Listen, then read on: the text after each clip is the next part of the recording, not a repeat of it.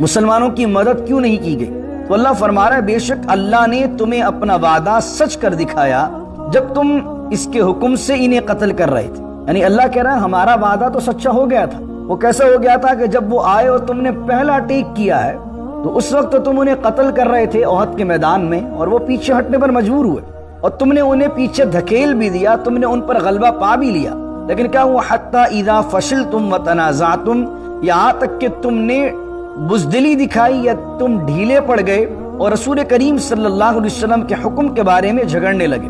وتنازعتم فی الامر، یہ میں نے واقعہ جب بیان کیا تھا آپ کو بیان کر چکا ہوں کہ مدینہ شریف کے اندر وہ جو چھوٹی پہاڑی پر حضور نے 40 تیر اندازوں کو حضرت عبداللہ بن جبیر رضی اللہ تعالیٰ عنہ کی سرپرستی میں کھڑا کیا تھا۔ حضور علیہ السلام نے فرمایا اگر ہم جنگ ہار بھی جائیں تو یہاں سے اترنا نہیں ہے، لیکن تم نے حضور صلی اللہ علیہ وسلم کے اس حکم کو نہ مانا اور تم آپس کے اندر اس میں اختلاف کرنے لگے۔ عبداللہ بن جبیر کہہ رہے تھے رکو یہاں، اور تم کہہ رہے تھے نہیں، یہ تو حضور نے تب فرمایا تھا کہ جب ہم جنگ ہار جائیں، لیکن اب تو کافروں کو پیچھے دھکیل دیا ہے، مسلمان جو ہے وہ جیت چکے ہیں، اور مال غنیمت دیکھو جو ہے مسلمان جو ہے وہ جمع کر رہے ہیں، تو اب ہمیں نیچے اتر جانا چاہیے۔ تو تم اس معاملے میں اختلاف کر رہے تھے، تو اگر تم اللہ کے وعدے کی بات کرتے ہو تو اللہ نے سچ کر دیا، پہلے اٹیک میں تمہیں اللہ نے جو ہے ان پر فضیلت دے دی اور غلبہ دے دیا۔ پھر فرمایا حتی اذا فشلتم وتنازعتم فی الامر وعصیتم من بعد ما اراکم ما تحبون، اور تم نے اس کے بعد نافرمانی کی جبکہ اللہ نے تمہیں وہ فتح دکھا دی جو تمہیں پسند تھی۔ وَاحْلُلْ عُقْدَةً مِّن لِّسَانِي يَفْقَهُوا قَوْلِي اللهم صل على سيدنا ومولانا محمد معدن الجود والكرم وآله وصحبه وبارك وسلم يا أيها الذين آمنوا إن تطيعوا الذين كفروا يردوكم على أعقابكم فتنقلبوا خاسرين بل الله مولاكم وهو خير الناصرين۔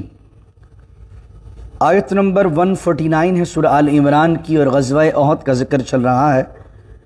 اللہ رب العزت فرماتا ہے اے ایمان والوں اگر تم اطاعت کرو ان لوگوں کی کہ جنہوں نے کفر کیا ہے تو وہ پلٹا دیں گے، لوٹا دیں گے تمہیں علی اعقابکم، تمہاری ایڑیوں کے بل، الٹے پاؤں تمہیں پلٹا دیں گے، فتنقلبوا خاسرین، اور پھر تم نقصان اٹھاتے ہوئے پلٹو گے۔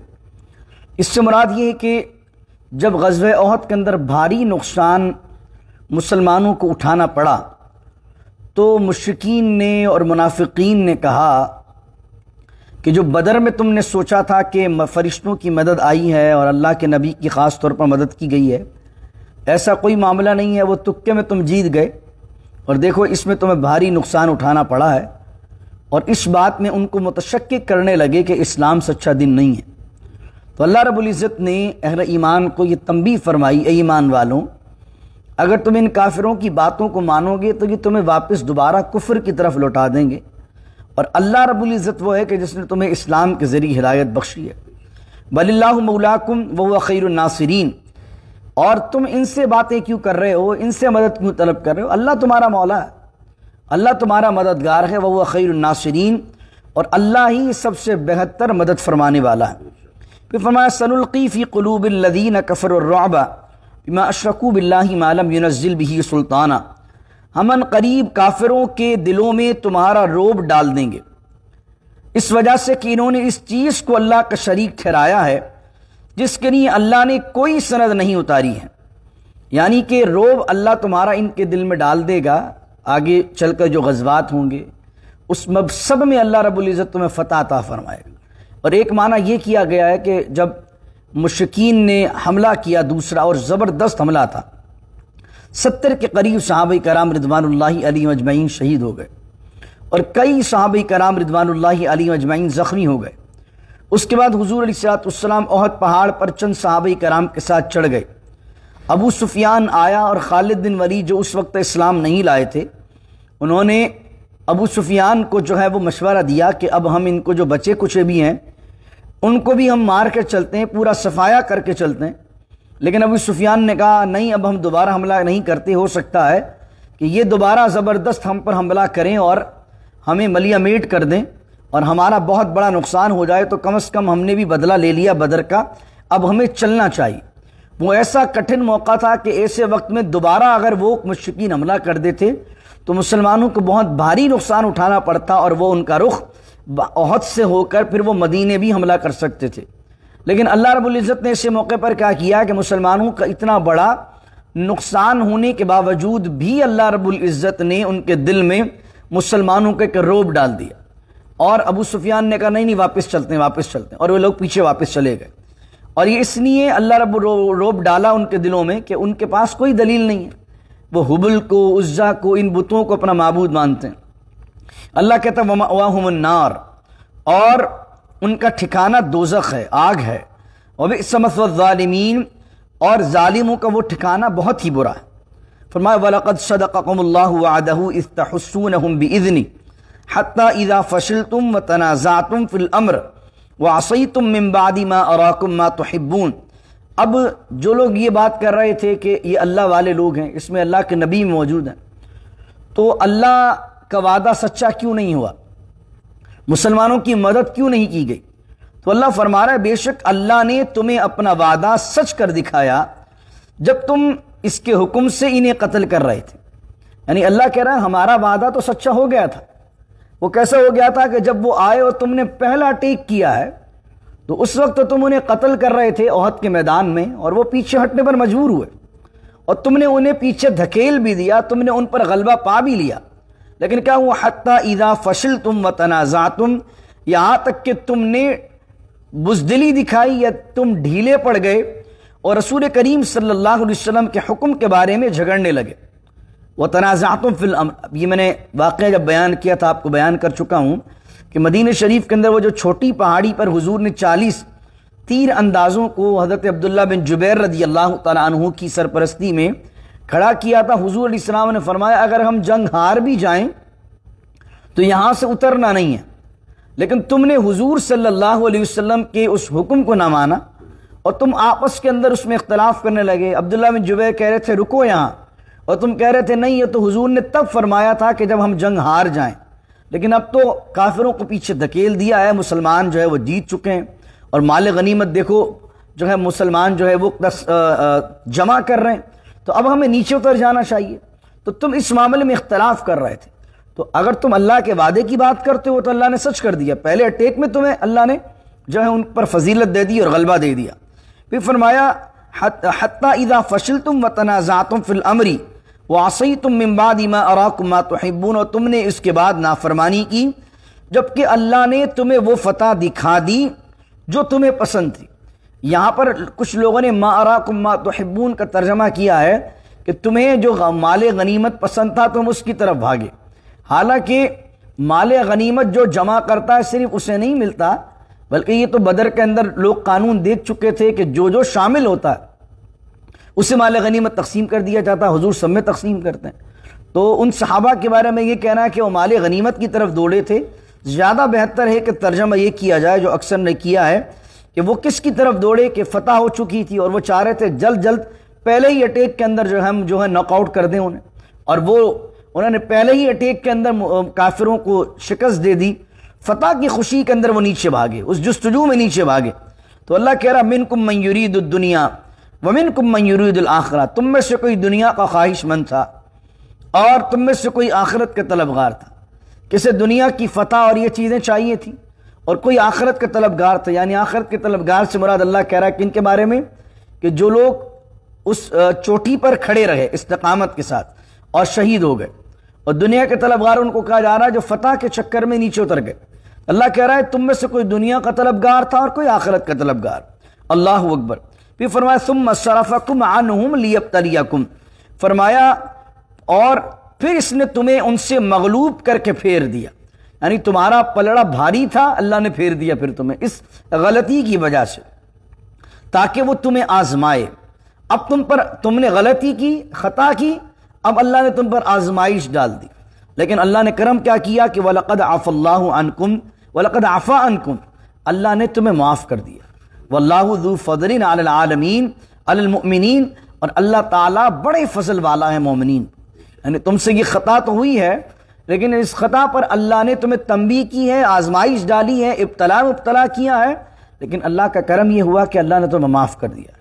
آگے سنیے 2-3 آیاتیں، پھر انشاءاللہ میں اختتام کرتا ہوں اس آج کے درس کا، اور اس رکوع کو مکمل کرتے ہیں 7ویں رکوع کو۔ استسعدون ولا تلوون على احد والرسول يدعوكم في اخراكم فاثابكم غما بغم لكي لا تحزنوا على ما فاتكم ولا ما اصابكم واللہ خبیر بما تعملون۔ اور جب تم افراتفری کی حالت میں اونچے چڑھ رہے تھے، تسعدون کا معنی بلندی کی طرف چڑھنا، جب تم افراتفری کی حالت میں بھاگے جا رہے تھے، ولا تلوون علی احد، اور پیچھے مڑ کر کسی کو نہیں دیکھ رہے تھے۔ یہ کب کی بات کی جا رہی ہے؟ اس وقت کی بات کی جا رہی ہے کہ جب یہ جو تین انداز تھے وہ نیچے اترے، مال غنیمت جمع کرنے لگے، اور وہاں سے کفار کے ایک گروپ نے حملہ کیا۔ وہ حملہ اتنا زبردست تھا کہ مسلمان مشغول تھے مال غنیمت کو جمع کرنے میں، اور پیچھے سے جب تلواریں پڑی تو بدحواسی کے عالم میں ادھر ادھر بھاگے، اور اسی عالم کے اندر کسی نے کہہ دیا کہ حضور صلی اللہ علیہ وسلم شہید ہو گئے، تو مسلمانوں کے اور حوصلے پست ہو گئے، اور وہ پیچھے مڑ کر دیکھ بھی نہیں رہے تھے اور بھاگے جا رہے تھے اور بلندی کی طرف چڑھتے جا رہے تھے۔ تو اللہ نے وہ منظر کو بیان کیا، استشہدون، کیونکہ اس سے پہلے والی آیت میں فرمایا کہ تم پر پھر ہم نے آزمائش مسلط کر دی، تو وہ آزمائش کیا، وہ اس کی تفصیل اللہ نے یہ دی ہے کہ تم بھاگے جا رہے تھے، پلٹ کر نہیں دیکھ رہے تھے افراتفری میں، حالانکہ والرسول یدعوکم فی اخراکم، حالانکہ ہمارا رسول تمہیں بلا رہا تھا تمہارے پیچھے سے، یعنی حضور علیہ الصلوۃ والسلام کے ساتھ اس لمحے 14 صحابہ کرام رضوان اللہ علیہم اجمعین رہ گئے تھے، سارے منتشر ہو گئے، افراتفری کی حالت میں ادھر ادھر ہو گئے، 14 صحابہ کرام رسول اللہ کے ساتھ رہے صلی اللہ علیہ وسلم، جس میں سعد بن ابی وقاص ہیں، حضرت طلحہ ہیں، حضرت سیدنا ابو بکر صدیق ہیں، حضرت عمر فاروق ہیں، حضرت علی مرتضیٰ شیر خدا رضی اللہ عنہ ہیں، حضرت عبیدہ بن الجراح رضی اللہ عنہ ہیں۔ حضرت طلحہ کے بارے میں ملتا تو آپ تو لڑتے لڑتے آپ کا ہاتھ شل ہو گیا۔ حضرت سعد بن ابی وقاص رضی اللہ عنہ کو حضور جان عالم صلی اللہ علیہ وسلم تیر نکال کر دیتے اور کہتے اے سعد میرے ماں باپ تجھ پر قربان ہوں، اللہ اکبر۔ تو حضور علیہ الصلوۃ والسلام نے اپنے دونوں ماں باپ کو جس شخصیت کے لیے جمع کیا ہے اور دعا دی ہے وہ جناب سعد بن ابی وقاص رضی اللہ عنہ ہے۔ تو یہ 14 صحابہ کرام رضوان اللہ تعالی علیہم اجمعین کی جرمٹ میں حضور علیہ الصلوۃ والسلام احد کے دامن میں آئے اور احد پہاڑ پر چڑھ گئے، اور حضور علیہ الصلوۃ والسلام مستقل ان کو آوازیں دے رہے تھے مسلمانوں کو، لیکن وہ افراتفری کی حالت میں بھاگم دوڑی تھی اور آواز سنتے نہیں تھے۔ تو اللہ اکبر، اللہ رب العزت نے کیا کیا، فَأَثَابَكُمْ غَمًّا بِغَمٍّ لِكَيْ لَا تَحْزَنُوا عَلَى مَا فَاتَكُمْ وَلَا مَا أَصَابَكُمْ وَاللَّهُ خَبِيرٌ بِمَا تَعْمَلُونَ۔ اور جو حضور علیہ الصلوۃ والسلام پکار رہے تھے تم نے اس کو نہیں سنا، تو پھر اللہ نے تمہیں غم پر غم دیا، غمًّا بِغَمٍّ لِكَيْ لَا، یعنی پیدر پہ غم پر غم آئے۔ پہلے یہ تھا کہ جیت چکے تھے، اچانک سے مغلوب ہو گئے، دوسرے غم کی خبر آ گئی کہ حضور علیہ السلام کی شہادت کی خبر آ گئی، ایک اور غم ہو گیا۔ پھر اس کے بعد اپنے عزیز اقربا کو جو انصار صحابہ 70 کے قریب شہید ہو گئے، ان کا ایک غم تھا۔ تو اللہ نے فرمایا کہ اللہ نے پھر یہ غم پر غم دیا، یہ کس لیے تھا؟ تمہاری نصیحت و تربیت کے لیے تھا، تاکہ تم اس پر جو تمہارے ہاتھ سے جاتا رہا اور اس مصیبت پر جو تم پر آن پڑی رنج نہ کرو، اللہ تمہارے کاموں سے خبردار ہے۔ اللہ نے غم پر غم دیا اس بات پر کہ مصیبت جو آئی اس کا رنج نہ کرو۔ کیا مطلب؟ غم سے کوئی رنج دور ہوتا ہے؟ غم ملے اور اس پر غم ملے تو پھر رنج بڑھتا ہے۔ اللہ کہہ رہا کہ تمہارا رنج دور ہو اس چیز کا جو تم سے جاتا رہا، یعنی جو جنگ کا پانسا پلٹ گیا اور تمہیں وہ جو غم چڑھ گیا، تو اس سے بڑھ کر وہ جو غم جو تمہارے صحابہ کرام علیہم رضوان جو دوسرے شہید ہو گئے، حضور کی شہادت کی خبر آ گئی، تو بعض اوقات جب بڑے غم آتے ہیں تو آدمی چھوٹا غم بھول جاتا ہے، اور بعض اوقات آدمی کیا ہوتا ہے، غم مسلسل سہتا رہتا ہے تو عادی ہو جاتا ہے۔ تو اللہ نے آزمائش یہ ڈالی تاکہ تمہاری غم کو سہنے کی جو ہے عادت بنے، مصیبت کو سہنے کی عادت بنے۔ یہ نہیں کہ تم نے سوچا کہ جب بھی لڑیں گے جیتیں گے، اور مشکل آ ہی نہیں سکتی ہے۔ تو اللہ نے غم پر غم دیا، ایک تو آزمائش تمہاری اس خطا کی وجہ سے آئی، اور جب آزمائش آئی تو اللہ رب العزت فرما رہا ہے کہ میرے رسول تمہیں پکار کر رہے ہیں کہ بھائی ادھر آؤ، تم ان کی نہیں سن رہے ہو۔ تو ایک تفسیر یہ کی گئی کہ حضور علیہ الصلوۃ والسلام کی جو آواز کو انہوں نے نہیں سنا، تو اس پر اللہ نے ان پر غم مسلط کر دیا کہ جیتا ہوا جو ہے وہ جنگ کا نقشہ بدل گیا، اور کئی صحابہ کرام شہید ہو گئے اور کئی نقصان اٹھانا پڑا۔ اب اللہ رب العزت آخری آیت میں فرماتا ہے اللہ تمہارے کاموں سے باخبر ہے، بلکہ 2 آیتیں، ثم انزل علیکم من بعد الغم امنۃ نعاسا یغشا طائفۃ منکم، اور پھر اللہ نے نازل کی اس غم کے بعد اطمینان کو اور اطمینان کیا تھا؟ وہ نیند تھی یغشا طائفۃ منکم، جو کہ طاری کر دی گئی تم میں سے ایک گروہ پر۔ ہوا کیا کہ جب یہ مشرکین چلے گئے، بھاگ گئے، اور ابو سفیان اپنا قافلہ لے کر مکے کی جانب رواں دواں ہو گیا، تو نیند علامت ہے اطمینان کی۔ آپ کو اگر ٹینشن ہو، آپ کو نیند نہیں آئے گی، پوری رات آپ کروٹ بدلتے رہیں گے اور آپ کہیں گے یار نیند ہی نہیں آ رہی تھی۔ نیند اس لیے نہیں آتی ہے کہ سکون نہیں آتا، جب نیند آ جاتی ہے تو مطلب سکون آ جاتا ہے، ٹینشن دور ہو جاتی ہے۔ تو اللہ نے کیا کیا، جو مومنوں کا گروپ تھا، مومنوں کا جو گروہ تھا، اللہ نے کیا کیا، جب جیسے ہی مشرکین گئے تو آدمی جب جاگتا رہتا ہے سوچتا رہتا ہے یار ایسا کیوں ہوا، ایسا کیوں ہوا، ایسا کیوں ہوا، ایسا کیوں ہوا۔ سب سے بہترین عمل کیا ہوتا ہے؟ چیزوں کو بھلانے کا، سو جاؤ، اور نیند آ جائے تو غم ہلکا ہو جاتا۔ تو اللہ نے کیا کیا کہ ان مسلمانوں پر کرم یہ فرمایا کہ مشرکین کے نکلتے ہی حضور نے فرمایا وہ چلے گئے، تو انہوں نے حضور کی بات کو مانا اور نبی کریم صلی اللہ علیہ وسلم کی بات پر عمل یہ کیا، اور انہیں نیند آنے لگی اور وہ سو گئے۔ یہاں تک کہ حضرت طلحہ کہتے ہیں کہ مجھے اتنی نیند آئی کہ بار بار میرے ہاتھ سے تلوار چھوٹ جاتی تھی، اور اللہ نے نیند مسلط کر دی، اور نیند کیسی تھی؟ امن والی تھی۔ لیکن جو کچھ منافقین تھے، جو کچھ 300 تو عبداللہ بن ابی کے ساتھ پہلے ہی چلے گئے تھے، چند جو 2 4 5 6 بچے، ان کے بارے میں اللہ کہتا ہے وَطَائِفَةٌ قَدْ أَهَمَّتْهُمْ أَنفُسُهُمْ يَظُنُّونَ بِاللَّهِ غَيْرَ الْحَقِّ ظَنَّ الْجَاهِلِيَّةِ۔ اللہ رب العزت فرماتا ہے اور ایک گروہ جو منافقوں کا تھا، صرف اپنی جانوں کی فکر انہیں پڑی ہوئی تھی، اور وہ اللہ کے ساتھ ناحق گمان کرتے تھے۔ اور وہ کیسا گمان کرتے تھے؟ ظن الجاہلیہ، ایک جہالت کا اور جاہلیت کے زمانے کا گمان کرتے تھے۔ وہ کیا کہتے تھے؟ یقولون هل لنا من الامر من شیء، کیا اس معاملے میں ہمارا بھی کوئی اختیار ہے؟ کوئی ہمیں بھی کچھ پوچھا جائے گا؟ اس سے مراد ان کی کیا تھی کہ بھائی ہم نے مشورہ یہ دیا تھا کہ مدینے کے اندر بیٹھ کر لڑو، باہر آ کر لڑے، ہماری بات نہیں مانی، دیکھو 70 صحابہ کرام شہید ہو گئے، تو ہماری بھی کچھ سنی جائے گی کہ نہیں سنی جائے گی؟ ہماری تو بات مانی نہیں جا رہی۔ تو آپ سرکار دو عالم علیہ السلام پر وحی نازل کی گئی، قل ان الامر کلہ للہ، اے حبیب کہہ دیجئے اختیار تو سارے کا سارا اللہ کا، تمہارا کوئی اختیار نہیں، سارا اختیار اللہ کا۔ اب اللہ بیان کر رہا ہے کہ وہ یہ بات کیوں کہہ رہے ہیں ہمارا اختیار ہے کہ نہیں ہے، اس کی ریزن اللہ بیان کر رہا ہے۔ یخفون فی انفسہم ما لا یبدون لک، اور اے حبیب یہ اپنے دلوں میں وہ چھپاتے ہیں جو آپ کے سامنے ظاہر نہیں کرتے۔ دلوں میں کیا چھپا رہے ہیں؟ ان کے دل میں کیا چل رہی ہے بات؟ اللہ کہتا ہے یقولون لو کان لنا من الامر شیء ما قتلنا ہاہنا، وہ کہتے ہیں کہ اگر اس کام میں کچھ ہمارا اختیار ہوتا، اگر ہماری چلتی اور ہماری بات مانی جاتی، تو کہتے ہیں کہ یہاں پر کوئی بھی قتل نہ کیا جاتا اگر ہماری پلاننگ پر چلتے، اور اگر مدینے میں رہتے، گھروں سے ہی نہیں نکلتے، لڑتے ہی نہیں، تو نہ لڑتے نہ مرتے۔ تو اللہ کہہ رہا قل لو کنتم فی بیوتکم، اے حبیب آپ کہہ دیں اگر تم اپنے گھروں میں بھی ہوتے، لبرز الذین کتب علیہم القتل الی مضاجعہم، لیکن اگر اللہ نے مقدر کر دی ہوتی تمہاری موت تم پر، تو علیہم القتل الی مضاجعہم، تو تم خود جنگ کے میدان کے اندر اپنے گھروں کو چھوڑ کر آتے۔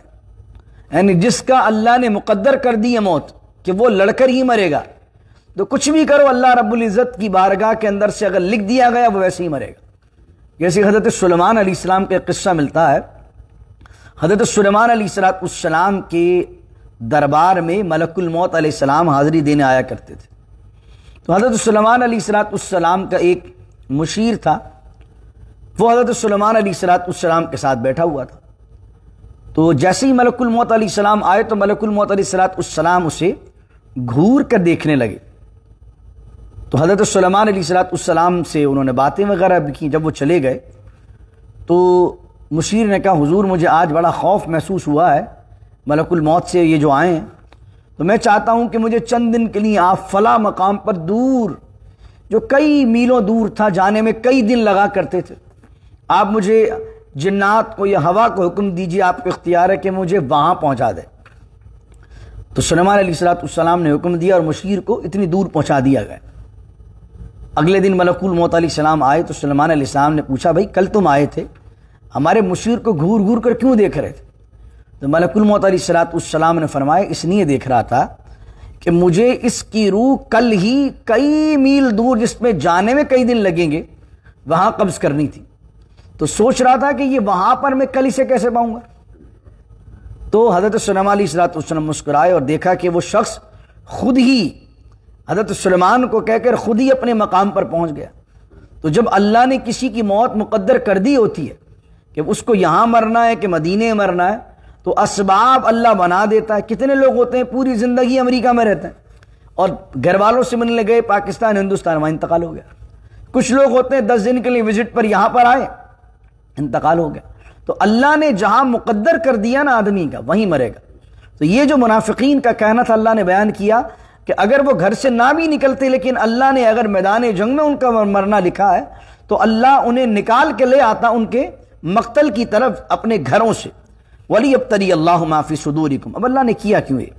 اللہ آگے فرما رہا ہے، اور یہ اس لیے کیا گیا کہ جو کچھ تمہارے سینوں میں ہے، وَلِيَبْتَلِيَ اللَّهُ مَا فِي صُدُورِكُمْ وَلِيُمَحِّصَ مَا فِي قُلُوبِكُمْ، اور یہ اس لیے کیا گیا جو کچھ تمہارے سینوں میں ہے اللہ اسے آزمائے، اور وہ جو وسوسے تمہارے دلوں میں ہیں انہیں خوب صاف کر دے۔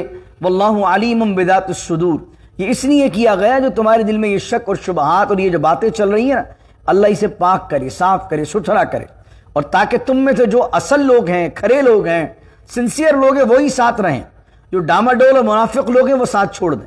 تو اللہ نے یہ آزمائش اس لیے ڈالی کہ کھرے کھوٹے کی پہچان ہو جائے، اور اللہ تعالیٰ تمہارے دلوں کی باتوں کو نکالے۔ واللہ علیم بذات الصدور، اور اللہ تعالیٰ جاننے والا۔ آخری آیت کا رکوع مکمل ہوتا ہے، ان الذین تولوا منکم یوم التقى الجمعان، اور بے شک وہ لوگ جو تم سے اس دن چلے گئے تھے، یوم التقى الجمعان، جبکہ یہ دونوں گروہ آپس میں ٹکرائے۔ یعنی کچھ لوگ تو لوگوں نے کیا کیا کہ وہ تو پہاڑی سے نیچے اتر گئے، کچھ لوگ ایسے تھے جو میدان سے ہی مدینے چلے گئے۔ جب حضور کی شہادت کی خبر آئی، وہ زبردست حملہ ہوا تو میدان چھوڑ کر وہ چلے گئے۔ تو اللہ کہہ رہا ہے کہ جس دن وہ لوگ چلے گئے تھے، انما استزلهم الشیطان ببعض ما کسبوا، اور ان کے کچھ اعمال کی وجہ سے شیطان نے انہیں پھسلا دیا۔ کیا پھسلا دیا؟ کہ وہ جنگ سے انہیں بھگا دیا۔ وہ چلے گئے دوڑ کر، انہیں فکر ہوئی اور کسی بھی لغزش کی وجہ سے وہ جنگ سے چلے گئے۔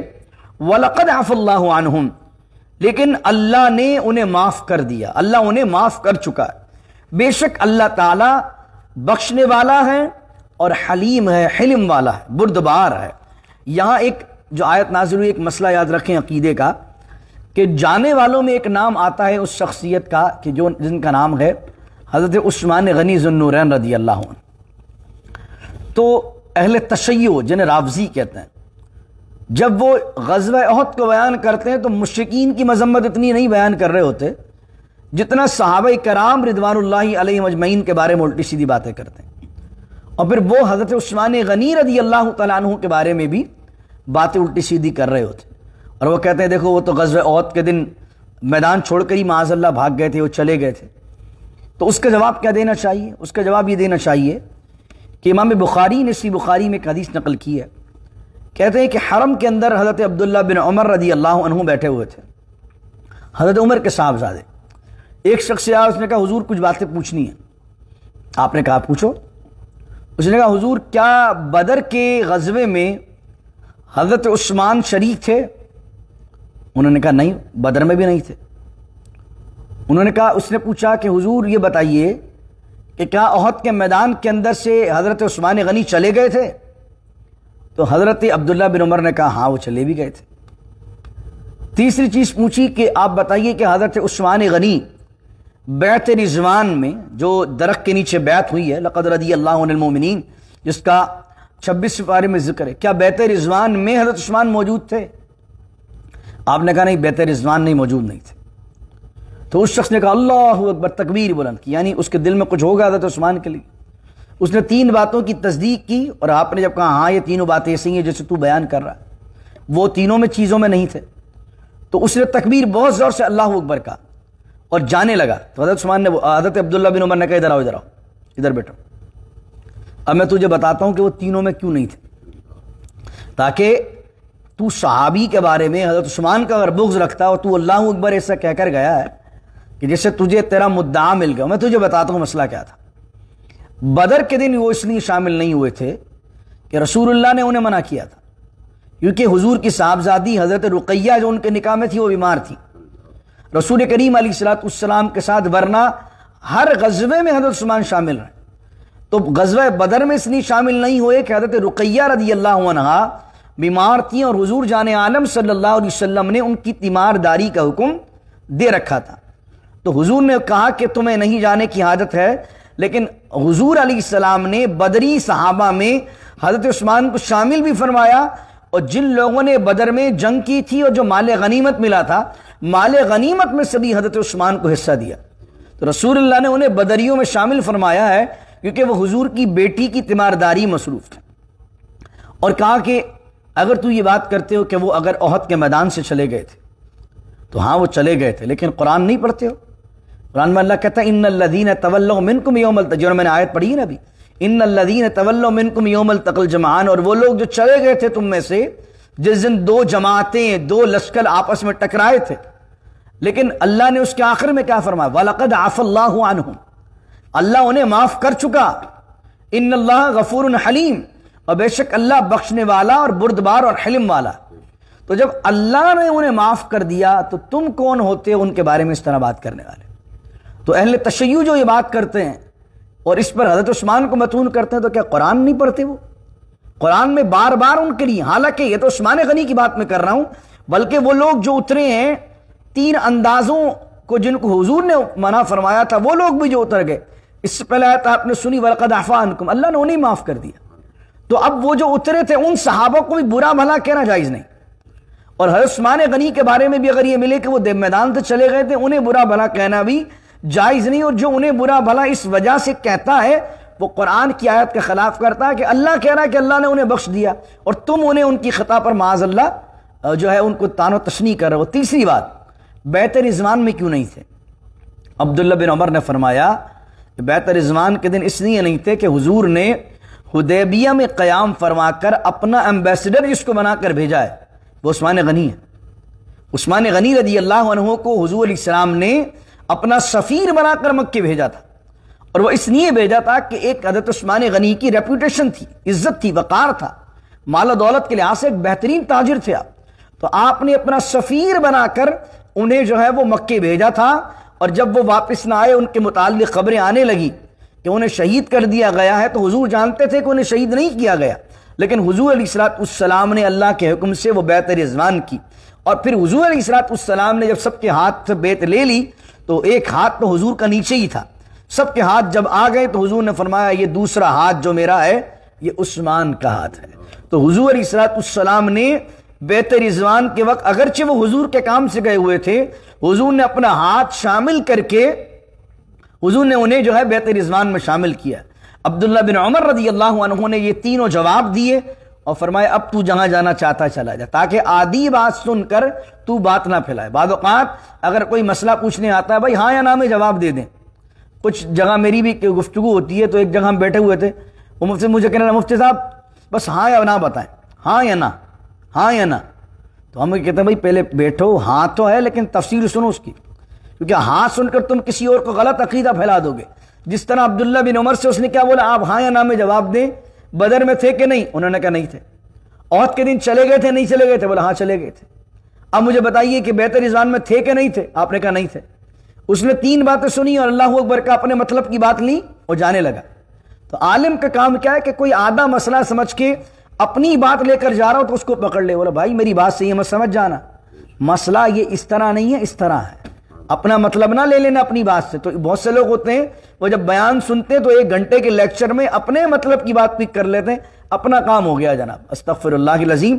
تو اللہ تعالیٰ دین کے اندر اس طرح کی خرافات کرنے سے اپنی پناہ میں رکھے، اور صحابہ کرام رضوان اللہ علیہم اجمعین کا میں ادب کرنا نصیب فرمائے۔ بسم اللہ الرحمن الرحیم، الحمدللہ رب العالمین والصلاة والسلام على اشرف الانبیاء والمرسلین، ربنا ظلمنا انفسنا وان لم تغفر لنا وترحمنا لنكونن من الخاسرين، ربنا اتمم لنا نورنا واغفر لنا انك على كل شيء قدير، ربنا هب لنا من ازواجنا وذرياتنا قرة اعين واجعلنا للمتقين اماما، ربنا اغفر لنا ذنوبنا واسرافنا في امرنا وثبت اقدامنا وانصرنا على القوم الكافرين إن الله ملائكته يصلون على النبي يا أيها الذين آمنوا صلوا عليه وسلموا تسليما اللهم صل على سيدنا ومولانا محمد معدن الجود والكرم وآله وصحبه وبارك وسلم سبحان ربك رب العزة عما يصفون